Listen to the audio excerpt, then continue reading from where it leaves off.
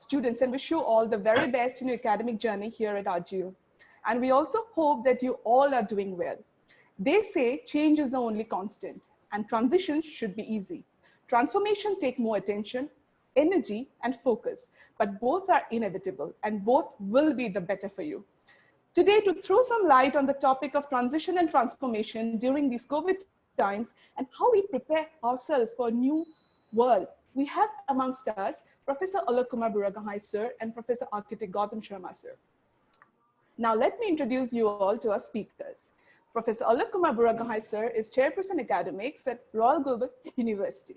He was the founder, head of Department of Molecular Biology and Biotechnology and Registrar at Tezpur University, Assam. He has also served as the Vice Chancellor of Dibrugarh University, Assam. Professor Buragohain is also the founder of the ONGC-sponsored Center of Petroleum Biotechnology in the Dibrugarh University. We also have amongst us Professor and Design Chair Gautam Sharma sir. To introduce Gautam Sharma sir, sir is a senior professor at the School of Architecture at RGU and also is a Dean Students Welfare. He has 27 years of consulting experience in architecture ventures and has completed 260 projects, including Nagaland High Court, Manipur High Court, World Bank funded polytechnic development schemes like Assam Engineering Institute in Nagaon, Dibrugarh and Guwahati. Amongst few of the private projects, sir has designed the Arya Hospital, All India Limited Office Colony, residential project, Home Sweet Home. Sir has also worked extensively across the country and Bhutan. Without further ado, may I now request Professor A.K.Buragohain sir to start with his deliberations. Over to you, sir.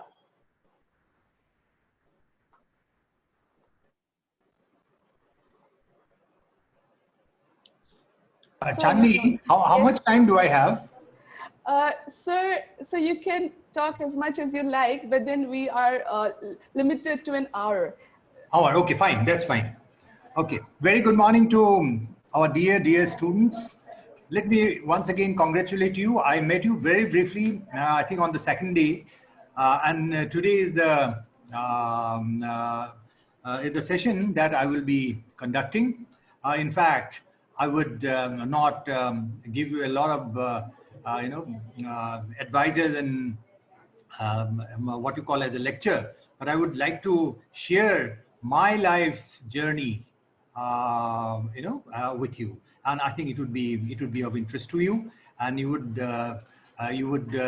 also learn how life was when we were students like you, and what life is going to be in the coming years. My dear students, see, today you are entering the university for your undergraduate programs, which I did 48 years ago. That was almost half a century. 50 years back, I was in your shoes, on your uniforms, and in the same classroom, probably in a different place and different institution, but in the same classroom. But our days, orientation programs were not there. Our days, nobody was there to guide us, tell us what is there ahead of us, right? Now, time has changed, situations have changed, opportunities have changed, everything has been transformed. So therefore, there is an also institutional effort, institutional mechanism to support you, to help you understand what life is all about ahead of you. So that is why you are here. So you are that way very, very privileged. Nobody told us about our careers. Nobody told us anything about our job options and so on and so forth. Because please remember, my dear students, you are here to get education. And it is education which will give you knowledge and skill. And it is knowledge and skill which is power. Knowledge is the ultimate power. So you will be empowered, and that empowerment will be through education. So you have to take this process of becoming powerful, if I may use the word, through education very, very seriously, because that will make you strong. That will make you powerful. Who doesn't like power? So you will be empowered. And this is a power which you will be earning through education, knowledge and skill. Nobody, once you take it, once you get it, once you obtain it, nobody will be able to take it off. You may gain a lot of money in life. You may gain a lot of other properties in your life, but these may go away in no time. But once you earn knowledge, once you get some skill, nobody on earth can take it away from you. So that will remain with you, and that is your ultimate power. That is your strength. And with that strength, you will have to take yourself forward. So my dear students, so please take education very important, as a very important mission of your life. It is through education you will earn knowledge and skill, and it is knowledge and knowledge and knowledge that will give you power. Everybody is scared of knowledgeable people, respectful of knowledgeable people. I will tell you a story. A few years back, one of the American presidents, I think it was Ronald Reagan, or I don't know, it was before George Bush. He was addressing some school students of some American schools. In America, he was addressing the president of America, the most powerful nation in the world, then and even now, and the most powerful man on earth, the president of the United States of America. He was addressing the school students, class 8, 9, 10. And what he said, the most powerful man on earth, he was telling to the class 9, 10 students of America that please be careful of the Indian students. They are very strong in mathematics, arithmetic, science, and literature. Please be very careful, otherwise you will be thrown out of the power and the supremacy that the United States of America enjoys. See, the most powerful man on earth, he was not scared of nuclear missiles. He was not scared of any other thing in the world. He was not scared of any political leaders in the world. He was scared of the class 8, 19 students of India. So that is your strength. That is your power. That is your potential. Right? People will fear you. People will respect you, and people will run after you if you have knowledge of the right kind, if you have skills of the right kind. So therefore, as I told you that knowledge is power, I haven't said it without reason. So I have given you one example how the most powerful man on earth is fearful of the knowledge potential of Indian school children. Just imagine your strength, your power, your potential, right? So in other words, our students, you can rule the world. Our students like you can change the world, right? So therefore, the future generation, that is you, we all look forward to you. The whole nation looks forward to you. The whole country looks forward to you. The whole world looks forward to you. If you can become knowledgeable, if you are skilled, if your talent is absolutely harnessed. And please remember one thing, each and every one of you are endowed with some knowledge, some talent or some merit or other, right? Never judge yourself only in terms of the marks scored in your last examinations. Never ever do that, right? Some of you have scored very good marks, rank holders, star mark holders, scorers and all that. Don't get carried away. This is meaningless. Somebody has scored very poor marks, did very badly in those examinations. Don't get frustrated. Don't lose heart. The world is still waiting for you. The reason is you are yet to identify, people around you are yet to identify what talent you have, what merit you have. Right? You have been judged on the basis of only a few subjects' performance on a select group of subjects in your examinations in 2 to 3 hours. So that is not the ultimate assessment of your merit and talent. So you have talent. Each and every one of you have talent. The only thing is you have to discover yourself. You have to really find out what you are for, why you are here on this earth. Right? You have something inherent in you, with which you can really excel. You can really go forward, right? And go forward to the top. So it is for us to help you in identifying your own talents. So never ever, my dear students, never ever underestimate yourself on the basis of whatever marks you have scored so far in your life. Never get carried away by whatever marks you have scored. This is nothing. This is something, I don't write it off immediately, but then don't get carried away by it. Don't take it to your head, right? You get inspiration that I can still do better. And in fact, you can do much better. So let us go back to, my life when I was like you, 48 years ago, almost 50 years ago, half a century. There was no mobile phone. We could not even imagine mobile phone. There was no internet, there was no email, and there was nothing called Google, right? So we have to go for a few limited textbooks, right? Books were still expensive then, but we have to read the books, whatever few books that were prescribed to us. These were, we had, what I mean to say is this, at our time, we had very limited resources, academic resources.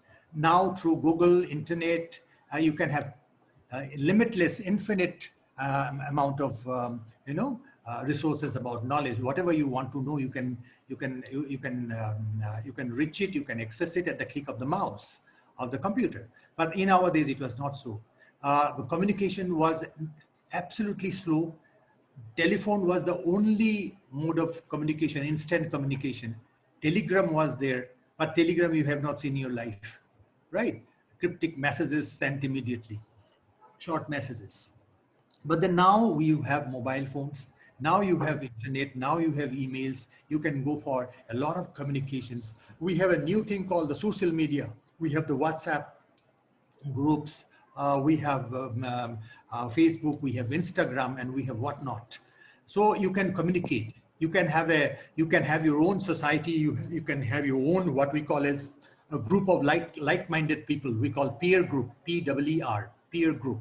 So you connect with your own common interests, common inclinations, common aspirations, common goals, and you can interact with these social media platforms. Use these social media platforms for advancing your interests, for advancing your career, for advancing your knowledge, and so on, so that you can make use of these technological achievements so far.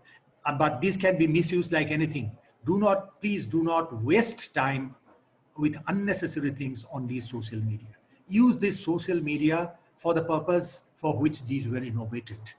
These innovations, these are like, these innovations are like, double-edged swords. It can cut from both sides, but you should learn, how to use it properly. So then only it will be properly. Its value, the value of these social media platforms, very robust platforms, very important platforms, very powerful platforms, very useful platforms. You can use it, and you should use it. And that is why with these online platforms only we are communicating, even though the pandemic, this is caused by this virus, is causing a lot of disruption in the whole world. The virus has disrupted our classroom activities, but these technologies have further disrupted the disruption caused by the viruses. So we are still able to talk, we are still able to communicate, you are still able to learn from the university teachers, your friends and all that. You are communicating with each other in spite of the fact that physically you cannot go out because of the disruption caused by the viruses, this virus. So there are many lessons to be learned, positive things to be learned from this scenario of a pandemic, because the pandemic has has affected the world today after 100 years. This is for the first time in my life I have experienced a disruption caused by disruption caused by a virus. I'm 65. So in these long years, I have not come across, I have only heard about pandemic caused the Spanish flu and all that in 1820s, 1820s, exactly 100 years ago. But then we could only imagine things. Now we are experiencing things. And out of these experience, we have to take the positive things. There are a lot of positive things about it. And unless you are positive in this scenario, it will be very difficult to take forward our life. So you have to be very, very positive about everything. Don't look at the negativities of life. Negativities of life are there everywhere, every time, anytime. But then if you can get rid of the negativities and focus on the positive aspects of life, that will be the driving force for your life. That will take you, that will help you carry yourself forward. So please, my dear friends, what a beautiful thing. See, the universities, you cannot come for fear of the virus, but on the technology platform, we are communicating. You are learning. You are listening to me. I'm sharing my 50 years of experience on this planet, right? So these are the beautiful things you have to remember. And 50 years back, when I was a student like you, life was much, much simpler. Life was very simple.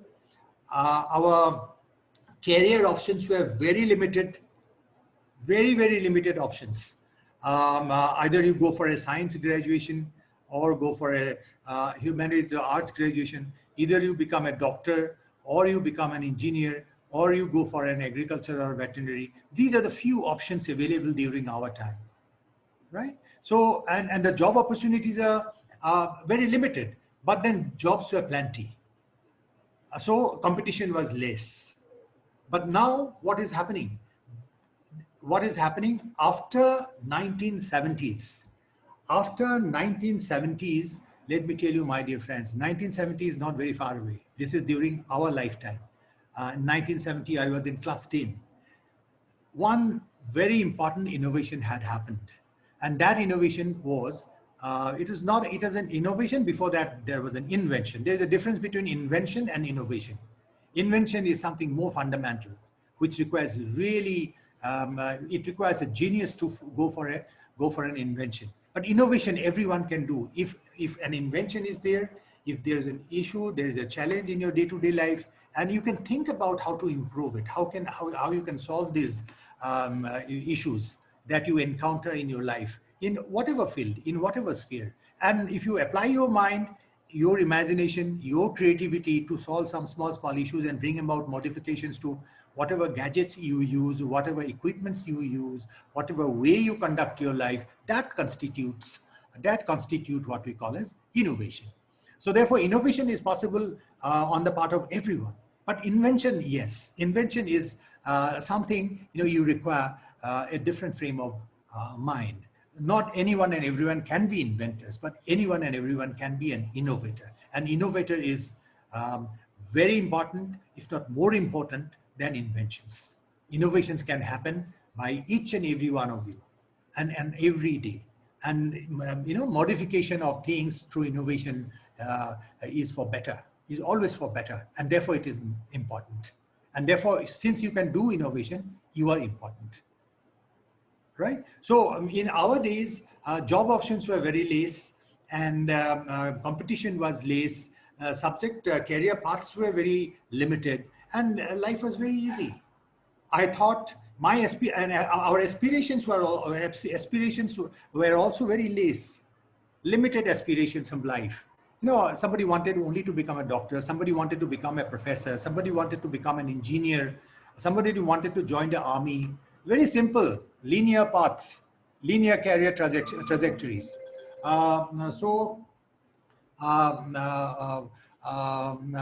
Life was simple, life was not complex. And generally my aspiration was, for example, once I joined the BSc with botany honors, you call it major these days. And my ambition was that after my MSc here in Assam itself, then it was Assam only. Later on, this Northeast got segregated into several, 9 states. During our days, it was only Assam, Nagaland, Manipur, Tripura, right? And later on, it segregated into Meghalaya, Mizoram, and so on and so forth. But then our aspiration was that after my MSc, after my BSc, I will go for MSc. MSc can be studied in Guwahati University in my own home state. And after that, my aspiration was that I will join a college or I will join the civil service, right? These were the limited aspirations. Now, look at yourself. Your options are many. So certain options for fulfilling certain aspirations of your life, you can have the opportunity to learn, to gain knowledge about those careers in Assam itself. But otherwise, you can go to other places in the country. Like you can have many institutions in Delhi, Bombay, Hyderabad, Pune, Bangalore, Chennai, etc., etc. There are many options.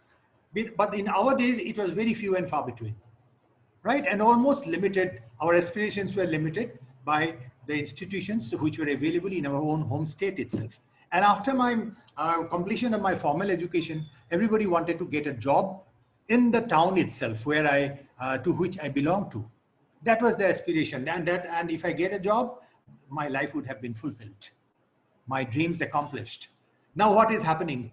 Your aspirations, not only you would like to go to any place outside your state, like you are coming to Guwahati now. Many people are coming from far away places of Arunachal, Mizoram, Manipur and all that, because you have aspirations, higher aspirations for higher knowledge. So that is why you are here. You might as well also aspire after this in Guwahati, in Assam Royal Global University, you might aspire for gaining knowledge through education at other institutions which are not available in the Northeast. You might go to other cities. And even our students of your generation, they have aspirations to go to abroad, to places like Singapore, Australia, UK, other European countries, United States of America, Canada, to avail knowledge, to get the benefit of knowledge there. And after that, your aspiration is not to get a job in your country. Your aspiration could be to get a job in any European cities or any Southeast Asian cities, in Hong Kong, many places. So the world has become very small. And this is called as, the process is called as globalization. It is largely because of technology that you can travel fast, you can communicate fast from one end of the world to the other end. In fact, geography has lost its meaning and relevance in today's world, because you have, if you want to travel from this part of the country, this part of the world to any other part of the world, you have the facility, you have the flights, you have the options. If you want to communicate, you have mobiles, you have electronic communications. So, I mean, instantly you can communicate with your friends and relations from here at any other place in the world. So it has become very fast.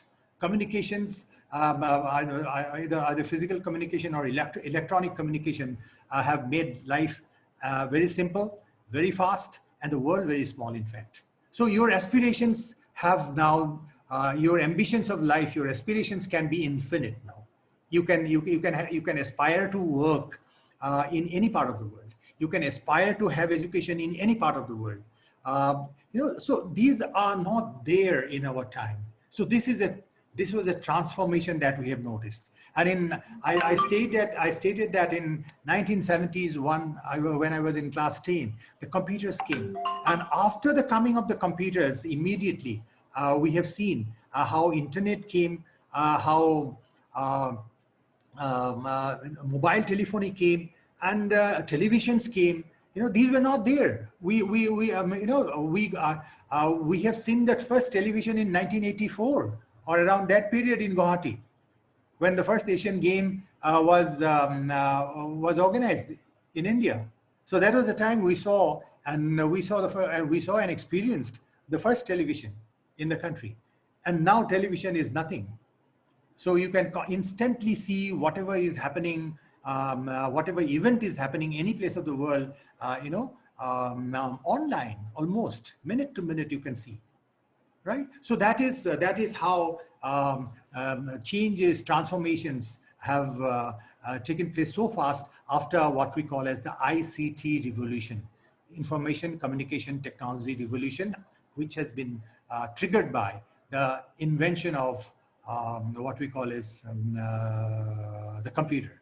And please remember, the computer revolution has this ICT revolution has completely changed the nature of work in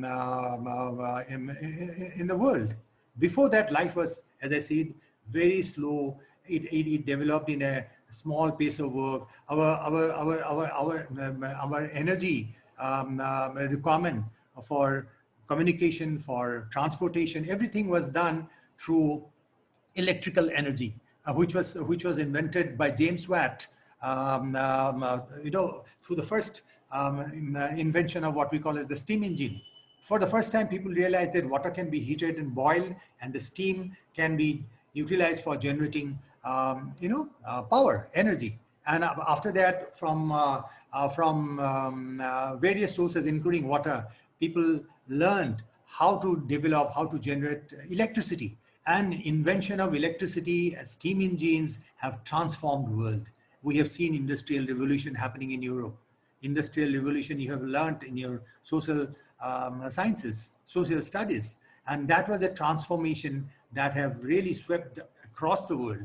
It changed the history of the world. That simple innovation of computer, the fact that energy can be generated from water, from steam. So now, after that, with the coming of the computer technology, we have seen similar transformation, if not more, larger transformations in the world. Well, life has become very faster. Internet had come. And what I would like to point out is this, it has changed the economy of the whole world, this coming of the internet, ICT.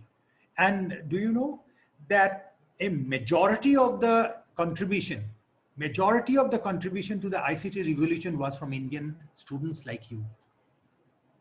Many Indian students, brilliant students, some of them had made to the IITs. Some of them could not make it to the IITs, and they have got their education in schools and colleges in the schools and colleges of the country, our country. Some even in the rural areas. They have their talents, they have their potentials, they have their merits, and that was unstoppable. And as a result, ultimately, many of them have made,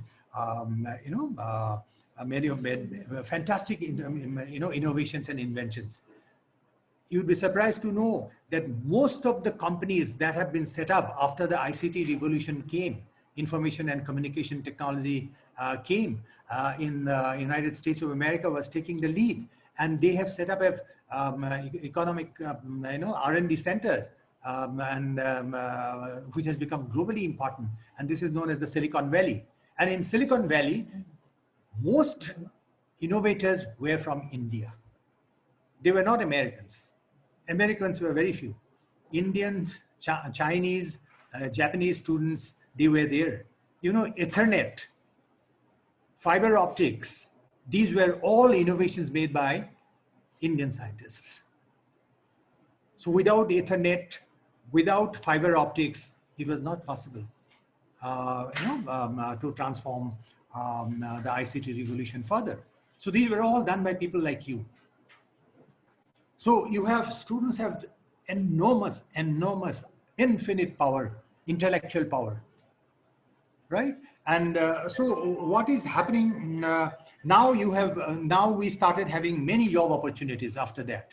Career options were now suddenly expanded, not only limited to one becoming a doctor, engineer, or agriculture scientist, or veterinary scientist, or an armed forces officer, or a civil service. There are many options now. Many options. New jobs were created because new demands came from the industry, new demands came from the society, and to fulfill those demands, institutions, enterprises developed, and those enterprises became companies and industries, and they needed different kinds of people, and as a result, different opportunities came. People have to understand what is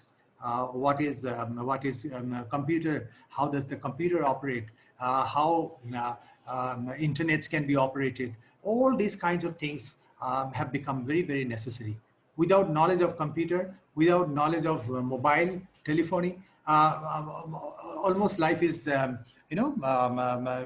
is immovable. You cannot move anything in your life. Everyone is expected to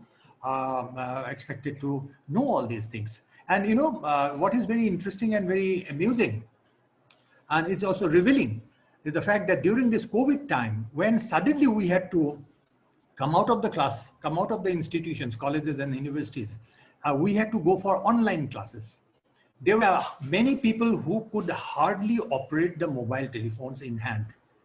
They did not know how to use the WhatsApp, how to take a screenshot, how to make a PDF file in the mobile, how to transmit it. Suddenly hundreds and thousands of school teachers have become expert in handling these electronic gadgets. and life has become much more easier during this time. So these are the plus points. These are the positive aspects of the COVID-19 pandemic situation. A lot of things to learn, right? And there are many other things that we have learned during this COVID time, which I am coming to it after a while. Now, what I want to tell you is this. Now, what is happening is this. We find that suddenly, not only career options are many, but these are all based on knowledge. These are all based on knowledge. One has to have knowledge and skill. Otherwise, you cannot serve. Otherwise, you cannot progress in your career. Nobody will take you. Your knowledge has to be perfect. A recent survey was made in India, which found that there was a huge demand for computer scientists, computer engineers. There was a massive growth of engineering institutes, private engineering institutes.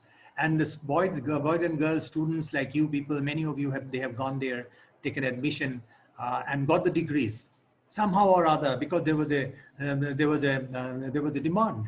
There is still a demand for computer sciences, massive demands. So people by hook or by crook, they got the degree in private institutions. They are very unscrupulous institutions in the country and even abroad. And therefore, what had happened when they got the certificate and had gone for a job, jobs were in plenty, as I have told you, but then they were found to be unfit. They are qualified in terms of having a degree, a BTech degree or whatever, but then they are unemployable. They cannot be employed. They do not have the requisite knowledge and the skill to serve the company or the industry. So that is that becomes knowledge absolutely invaluable. Education leading to a certificate has lost its meaning. You have to have the knowledge. You have to have the skill. You have to master the skills. And unless you have that, you have no place under the sun. You become unemployed. But once you have the knowledge and the skill, you mastered it with hard work, perseverance, right, and respect, then nobody can stop you. Then nobody can stop you. Now, knowledge has become supreme once again. Knowledge is powerful. Knowledge is power. That has been said. That is a very old saying. Knowledge is power. But in this saying has been realized like never before as it is today. Knowledge is really power. Without knowledge, without your accomplishment and skill, you are completely powerless. Nobody will take you. So my dear students, you have to be very serious about your education, because as I said, it is through education you will earn your knowledge and you will become empowered, you become powerful. Everybody will accept you, everybody will respect you, otherwise not. So be very serious about your knowledge. You have to earn knowledge through very, very hard work. But hard work is very important. Discipline is very important. I will tell you one thing. Previously, the rate at which, the pace at which new knowledge emerged during our time also, it was much slow. But after this computer revolution, 1970s, 1980s, 1990s, tremendous amount of knowledge, new knowledge has come up through research, facilitated by these electronic equipments and the electronic infrastructures. A lot of things were possible. We could not see beyond a certain resolutions. But now we have electron microscopes, we have other gadgets, we have other biochemical facilities through which your body can be examined, your disease can be perfectly and quickly diagnosed, and many things are possible. Many, many things are possible in other fields also. These electronic gadgets, electronic equipment have really opened up a new horizon, a new dimension to our process of gaining new knowledge, new insights, and gaining new experiences. So therefore, what is happening now, we are in the middle of a knowledge explosion. They call it knowledge is being exploded. So much of new knowledge is generated every day. New knowledge. From new knowledge, when you apply, you become, those things become technologies. So new knowledge, knowledge-based technologies, knowledge-driven economy, and People say that we are living in a world of knowledge. We are living in a knowledge society. We are all supposed to be members of knowledge society, and you cannot become a member of the knowledge society unless you are yourself knowledgeable. So this is the time you have to earn knowledge. You have to gain knowledge, and for that, tremendous amount of hard work is necessary because you have to keep yourself updated. Now, what is very important to remember in today's world, because knowledge is emerging very fast. Like you must have noticed, last year, you were using one brand of your mobile phone. 3 months later, that brand has become obsolete. A new updated version has come. Similarly, your television sets, everything has changed. Everything is improving every day because innovations are taking place. New knowledge is coming up and new knowledge is being incorporated into the knowledge system, in the production system, everywhere. So you have seen how fast new knowledge is emerging. Now, as a result, if you want to survive in this world of fast changing knowledge, and knowledge controls everything, as I say, you will have to develop the ability to not only learn through hard work, but you should be able to also unlearn. Forget about what you have learned, unlearning. And because something new has come, and you cannot keep, you cannot hold on to the old knowledge. You have to unlearn, forget the new knowledge a little bit, and go forward for relearning things. So you have to learn, you have to unlearn, you have to relearn. And the process of learning is not confined and limited to your earning a degree or a diploma or a job. If you want to sustain yourself in this world today, which is transitioning into a knowledge-based society, knowledge-based world, knowledge-based, everything is knowledge-based. You have to have this ability to learn, unlearn, relearn, and the process has to go on continuously. So one has to be a lifelong learner. You cannot say that after 3 years I will get a degree and that is the end of my learning. No, you will become a fossil. You will become a deadwood completely. Nobody will take a deadwood. So therefore, my dear friends, this is the new world that you are preparing yourself. Yourself. You have to be very prepared not to learn new things. You have to forget older things. You have to relearn again new things, and you keep on learning till the end of your life. And learning is such an enriching process, such a refreshing process. It invigorates, and it will keep you young. It will keep you youthful, energy. Youth is nothing. Keeping oneself young doesn't mean that you are not becoming old. Keeping yourself young means you remain energetic. You will remain powerful. And it is this knowledge that you keep on learning, keep on culturing through learning, unlearning, and relearning in a lifelong manner. That gives you the energy. That gives you the power. Right? So and it is not that you will learn only things that are being chosen in your subjects, given in your subjects. What is being emphasized in today's world for tomorrow, right, is not just your knowledge, but tremendous amount of emphasis is given to your mind. Because with your mind, you can think. And your thoughts are given a lot of importance in today's world. If you want to survive, if you want to sustain, if you want to grow, if you want to remain constantly in the learning mode, right? In the process of empowering yourself, then you have to think also. You have to use your mind, right? You have to use your mind. And for using your mind, you have to be observant. You should be observant. You have to look at the world, not seeing the world. Seeing the world, looking at the world, different. These are two different things. Right? I can physically see a lot of things, but I have to see through my inner eyes. That seeing, the experience of looking at things, seeing things has to be, combined with my process of thinking. Right? Then that thought will make, that observation will make you thoughtful. That thoughtfulness will bring a lot of questions to your mind. And all these questions cannot be answered from books. These answers, most of the answers can be obtained through your own mind, through your own thought process also. That is how innovation happens. And that is the reason what is of supreme importance in today's life and for tomorrow's life is your mind, your thought process. You should be able to use your mind, use your thought process, right? You simply cannot memorize things from the textbooks, from the lecture notes of the teachers and pass examinations.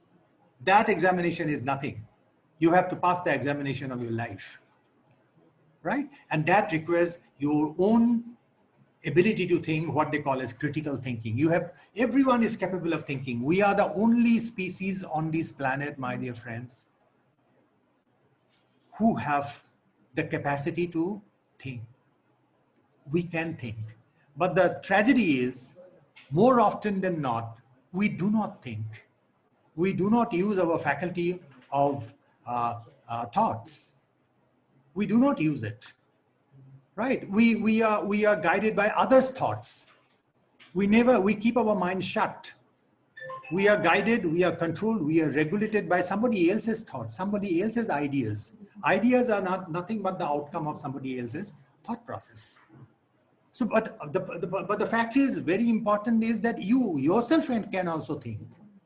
But the difficulty is, the problem is that you do not think. No one can stop your mind from thinking. But it is you and you only who can use this most powerful gift of God, that the ability to think. So my appeal to you is that if you want to prepare for the next generation of opportunities that are lying ahead of you, right, which is being transformed by the whole world, you have to engage your mind. You have to be mindful of your business. You cannot be mechanical. You cannot accept things the way it is being presented to you in the book, by the teacher's speeches, by somebody else who is lecturing on you. You have to think about what is being discussed and have your own minds, have your own opinions on the basis of your own observations, your own convictions, your own analysis. And once you are convinced to your own analysis, that is knowledge, right? So you cannot live on borrowed knowledge all the time. You can generate knowledge, and that is very important. So then that is expected of you, all right? So this is one thing. So your mind is, knowledge is very important, supreme. Your mind and thought is very important. And what is very, very important, since the world has become very small, because of communication technology, I told you, you can travel fast, you can electronically communicate in a jiffy.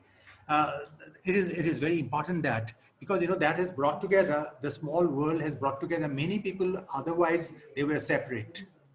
Right? Now you get to talk to people who generally speak in different languages.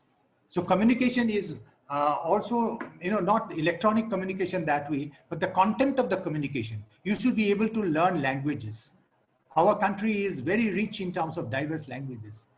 Knowing language is one of the most beautiful and powerful things in life, because if you know somebody else's languages other than your language, that opens a new door to a new domain of knowledge to you. Otherwise inaccessible, because you don't understand the knowledge. It is a knowledge which will carry you, which will transport you to another world of knowledge, another body of wisdom, right? So therefore, learning language should be given due importance.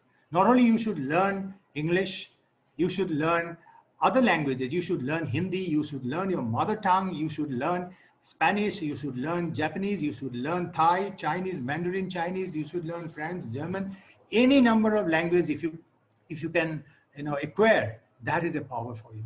Communication is the most important thing for the next generation. You should also, when you communicate, talk to people from other cultures, other background. You must learn how to respect those cultures. You have to develop that mindset of tolerance, right? Then only you will be able to collaborate. Alone, you cannot survive anywhere in the world today. Even in knowledge, even in research, in any human activity, it is a corporate affair now. And the corporate affair runs through collaboration. You have to collaborate. Alone, you cannot do anything. Alone, you cannot achieve much. So therefore, the art of collaboration requires, a prerequisite for the art of collaboration is your efficiency in communication. You have to learn languages, right? Then only you can take yourself forward. The other thing is that you don't wait for others to solve the problems. This is a matter of your attitude. Sometimes the gadget goes out of order, you throw it out, right? You dismiss it. But then you should develop a mindset that, can I correct it? Can I see it for myself, how to correct it? So this kind of attitude will help you in developing your ability of problem solving. One has to solve your own problem. You don't rely on others.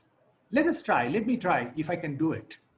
And if you can do it, you have to apply your thought process. If you apply your mind, and nobody will stop you from doing that. And once you can do that, you can see the beauty of your mind, the power of your mind, right? Once you can solve a problem yourself, you will see how beautiful an experience that is. So communication, critical thinking, problem solving, these are the features, these are the attributes people expect from the next generation students, right? And you have to do that.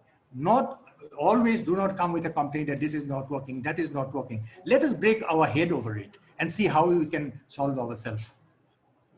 And that needs application of your mind.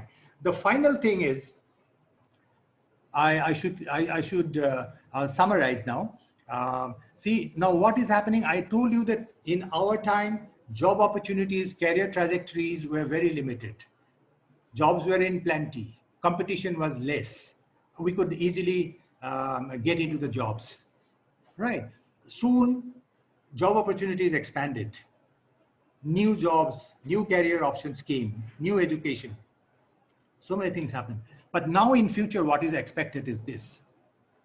In the next, we are heading for the fourth industrial revolution. The third industrial revolution was when computer and ICT was invented and innovated in 1970s. From 1970s afterwards, the industrial revolution that had come in is known as 3.0 industrial revolution, stage 3 of industry. Stage 2 was steam engine, I mentioned before.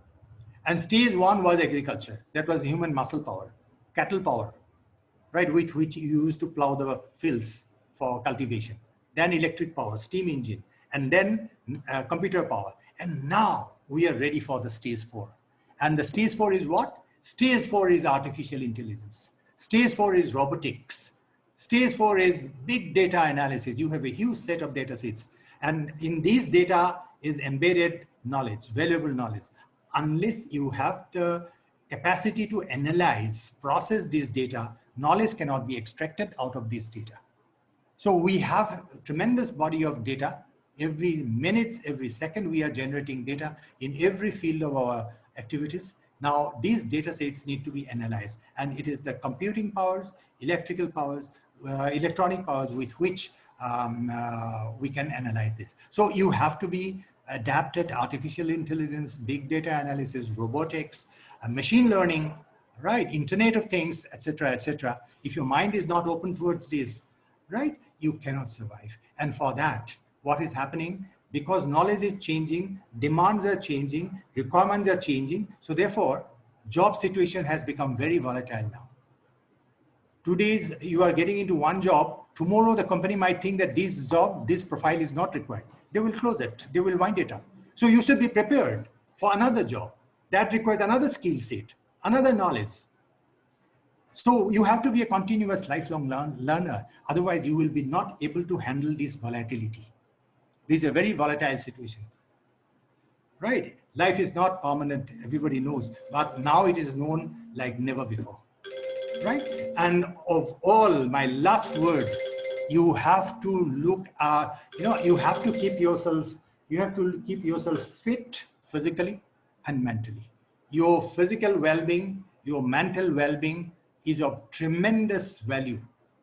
Once your health is gone, you cannot do anything. You cannot perform. You cannot earn knowledge. You cannot acquire skill. You cannot aspire for many big things. All these 1 hour lecture that I have given will be meaningless unless you are fit enough to, with your good health and a very positive mindset, very, very positive mindset, looking forward always, right? Looking at the world creatively, right? Which is what you can, right? So therefore, your well-being is very important. You have to be very, very careful about what you eat, how you sleep. In other words, you have to be very, very disciplined also.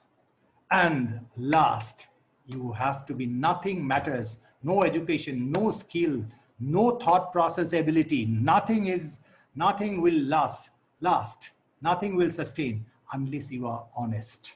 If you are not honest, if you are not with integrity, whatever knowledge you have, whatever skill you have, whatever authority and power you enjoy out of your knowledge, your position in life and society, everything will vanish in one go. If you make a mistake, and you will make mistake if you are not honest, if you are not really honest. Honest is, so your value system is very important. You will earn knowledge, you will, through your education, you will earn knowledge. That knowledge will give you your livelihood, and also the knowledge should give you value enough to look at the world with sympathy, with respect, with responsibility, accountability. If you do not value these, if you do not have respect for yourself, so you do not take care of your health, your own well-being. So how can you have respect for others? So respect begins with yourself. You look after yourself first. That is self-respect, right? And after that, you can have respect for others. You will have respect for your knowledge, your interest. Then only you will prosper. So you must have respect. You must have the ability to listen to the other point of view. You must have tolerance, and you must be very, very morally sound. You should not do anything which is unethical. You should be truthful. Nothing prevails except truth. Nothing prevails except honesty. So these virtues and values you have to culture. These are not there in the textbooks. You have to culture from within, right? I wish you all the best. The world is waiting for you, my dear friends. You just have to open it and burgeon.